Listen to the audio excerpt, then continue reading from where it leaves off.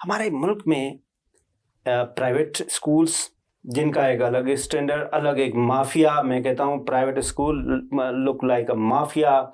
وہ میرے بچے بھی پڑھ رہے ہیں، وہ تو ہم تو ان کے فیسز نہیں دے پا رہے ہیں. یہ جو پرائیویٹ اسکولس ہیں، اگر گورنمنٹ میں جاتے ہیں تو وہاں پڑھائی نہیں ہے. پھر ایک مدرسہ ہے. آپ اس کو کس طرح سے کیٹیگرائز کریں گے کہ یکساں نصاب تعلیم ہو، یہ جو بچہ باہر آئے تو اس کی کوئی ویلیو ہو، اس کو کوئی مارکیٹ میں اٹھایا جائے؟ جس طرح سے ملٹی نیشنل کمپنیز بڑی بڑی یونیورسٹیز کو پہلے لیٹر لکھتی ہیں کہ جی آپ کے جیسے گریجویٹ ہو تو آپ ہمیں لسٹ بھیجیں تو وی کین ہائر دیم. صاحب آپ کا سوال بہت اہم ہے. اب آپ نے خود بھی یہ بات کی، حقیقت میں نے بھی یہ بات کہی ہے کہ ہماری حکومتوں کے غلط پالیسیوں کی وجہ سے تعلیم میں 3 طبقے پیدا ہو گئے. ایک سرکاری اسکول میں پڑھنے والے بچے، مجھے یاد ہے کس زمانے میں سب سرکاری اسکول ہوتے تھے، وہاں ڈی سی کا بیٹا بھی پڑھتا تھا، بالکل میں بھی پڑھتا تھا، اور ایک سپاہی کا بیٹا بھی عثمان بھی پڑھتا تھا. بعد میں یہ اب ختم ہو گئی چیز. دوسرا آ گیا پرائیویٹ اسکولس، ٹھیک ہے نا، وہ ہمارے سرکاری اسکولوں کے پر توجہ نہ دینے کی وجہ سے وہ آگے میدان میں چلیں، وہ بھی ٹھیک ہے. تیسرا مدرسے. آپ کو پتا ہے کہ مدرسوں میں بچوں کو والدین چھوڑ کے جاتے تھے کہ بھائی ان کو کھانا بھی ملے گا، قرآنی تعلیم بھی ملے گی اور مذہبی تعلیم بھی ملے گی. اب 3 طبقے ہو گئے.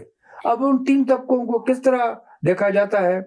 سرکاری اسکولوں کی حالت دن بدن خراب ہوتی گئی، اور پرائیویٹ اسکول دن بدن فیس بڑھاتے گئے، اور مدرسوں میں ایسی تعلیم دی جا رہی تھی کہ اس میں سے ڈر ہوا کہ آگے چل کر ہمارے لیے کوئی مسائل نہیں پیدا ہوئے. سو حکومت نے اب یہ کیا کہ مدرسوں میں بھی جدید تعلیم کا سلسلہ شروع کیا، اور تمام مذہبی جماعتوں نے بھی ایک اس میں سائن بھی کی ہے. اب خدا کا شکر ہے کہ وہاں بھی جو ہے.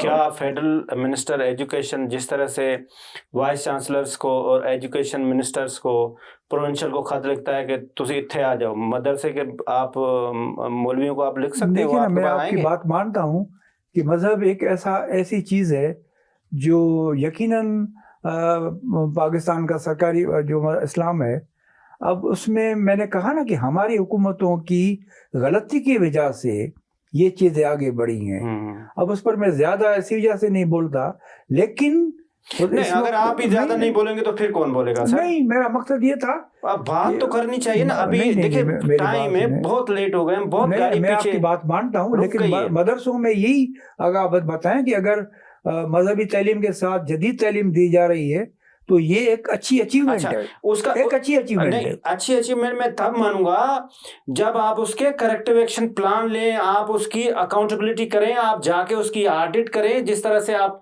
پرائیویٹ اسکول میں، جس طرح سے آپ گورنمنٹ اسکول میں جا کے آڈٹ آپ مدرسے کی کر سکتے ہیں. جناب دیکھیے نا، میں عرض کیا کہ جس طرح میں نے سرکاری اسکولوں پر کا معائنہ کیا ہے، اس طرح میں اب دیکھیں ایک بات، آپ نے پرائیویٹ اسکولوں کی بات کی اور فیس کی بات کی نا. فیس پر ہم نے جب ایکشن لیا تو وہ کورٹ میں چلے گئے. اب 30 نومبر پہ ہماری ایک پٹیشن کا فیصلہ ہونے والا ہے. تو فیسز کا بھی ایک بڑا مسئلہ تھا جو آپ نے بات کی، لیکن ہم پھر موضوع پہ لوٹ آ رہے ہیں مدرسوں پر. بھائی مدرسوں میں دیکھیں نا، مدرسوں کو آپ چیک تو کر سکتے ہیں نا، مدرسوں کو ٹچ کرنا بھی ایک کسی زمانے میں بہت پرابلم تھا، آج بھی ہے. لیکن ان کو ابھی مذہبی تعلیم کے ساتھ اگر انہوں نے کہا کہ آپ ہمیں یہ ہم کورس دے رہے ہیں، آپ یہ بھی پڑھائیں، تو یہ بھی کچھ اچیومنٹ تو ہے نا. پہلے تو ان کو کوئی بات بھی نہیں کر سکتا تھا. مذہبی جماعتیں کہتی تھی کہ بھائی نہیں، آپ کو کوئی ضرورت نہیں ہے، لیکن مذہبی جماعتوں کو تمام اکٹھا کر کے سائن بھی کروائی گئی ہے کہ بھائی یہ میمورنڈم ہے، اب آپ کو اس پر کرنا ہے. اب دیکھیں نا، ماضی کی غلطیوں کو آپ جو ہم ایک دم ٹھیک نہیں کر سکتے، تو اس کے لیے ٹائم چاہیے. ٹائم تو ہمارے پاس یقیناً کم ہے، لیکن کوئی اچھی چیز کی بنیاد تو ڈال کے جائیں. مدرسوں میں اگر کوئی تعلیم دی جاتی ہے اس کو بھی چیک اور بیلنس کرنا بہت ضروری. میں آپ سے متفق ہوں کہ ہمیں اس کو چیک کرنا چاہیے کہ کہاں کام ہو رہا ہے.